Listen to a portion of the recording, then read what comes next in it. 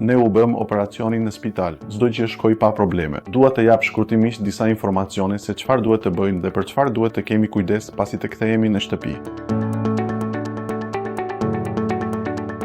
Së pari, pas kthimit në shtëpi duhet të fillohet me ecje të rregullta. Këto janë të rëndësishme si për shpejtësinë e shërimit ton, ashtu edhe për forcimin e muskujve gjatë një procesi të rregullt të humbjes së peshës. Ju këshillojmë të bëni çdo ditë ecje me ritëm normal për të paktën 1 deri në 2 orë. Këtë sidomos gjatë 2 muajve të parë, ndonjëherë mund të zgjasë edhe 3 muaj, por pas muajit të dytë apo të tretë është shumë e rëndësishme të bëni patjetër një aktivitet sportiv, sepse pas 2-3 muajsh ndodh një humbje e rëndësishme në peshë. Edhe muskujt tanë fillojnë të dobësohen bashkë me këto yndyra që ndodhin në to. Për të forcuar ato, për të mos mbetur pas në aktivitetet tona të përditshme dhe për të mos përjetuar lodhje, është shumë e rëndësishme që pas muajit të dytë apo të tretë të fillojmë patjetër sportin dhe ta vazhdojmë rregullisht.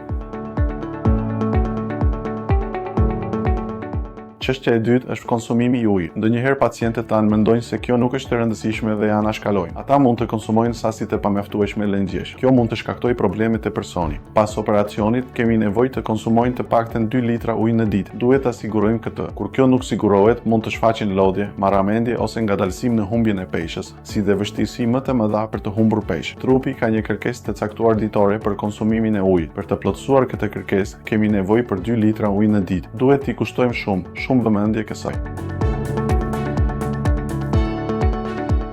Çështja e tretë janë problemet që përjetojmë. Le të themi se dolëm nga spitali dhe shkuan në shtëpi. Pacienti mund të përjetojë ankesa të vogla ose ndonjëherë edhe probleme serioze. Në atë moment mund të duket si diçka e parëndësishme, por ndoshta për të mund të jetë edhe fillimi i një problemi. Ndërhyrja e hershme, kontrolli i hershëm nga mjeku ose një referim i shpejt e bëjnë procesin shumë më të lehtë dhe më të qetë, duke mundësuar përfundimin e tij. Por kur vonohesh, mund të shfaqen gjëra që mund të sjellin probleme serioze. Ne duam ta përdorim grupin që kemi krijuar edhe për këto raste. Është vërtet shumë e rëndësishme që problemet që ndodhin pas operacionit të ndahen me ne.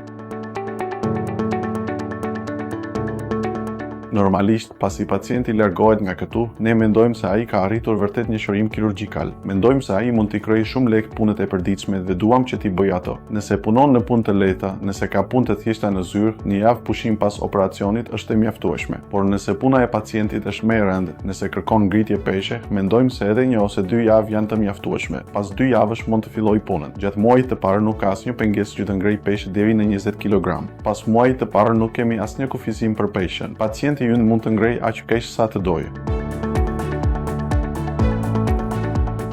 Këtu e rëndësishme është që plaga të ketë përfunduar shërimin. Kjo zakonisht arrihet brenda 10 ditëve. Pas 10 ditësh plagët tona shërohen dhe pas ditës së 10 nuk ka asnjë pengesë për të hyrë në pishinë apo në det. Madje të bësh sport, edhe pse nuk e rekomandojmë shumë gjatë 2 muajve të parë. Noti është një aktivitet sportiv shumë i mirë për pacientët tanë që duan të notojnë. E rekomandojmë edhe notin. Pas ditës së 10 mund të fillojnë të notojnë. Nuk kemi asnjë kufizim në lidhje me përdorimin e makinës, që nga momenti kur pacientët tanë kthehen në shtëpi, nuk ka asnjë pengesë që të dalin në trafik. Për këtë nuk kemi asnjë kufizim apo periudhë pritjeje. Pasi të kthehen në shtëpi, mund të fillojnë të përdorin makinat e tyre.